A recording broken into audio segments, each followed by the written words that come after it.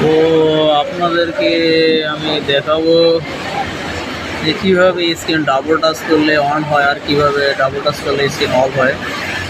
তো সুন্দর একটা সেটিংস আপনাদেরকে আমি দেখাই। তো কথা হচ্ছে, এটা করতে গেলে অবশ্যই আপনাদেরকে আগে সেটিংসে যেতে হবে। তো এই আমি সেটিংসে চলে গেলাম।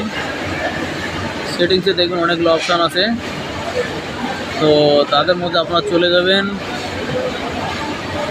Home screen and log screen. দেখেন এখানে লেখা আছে, এটাতে আপনার যাইতে হবে।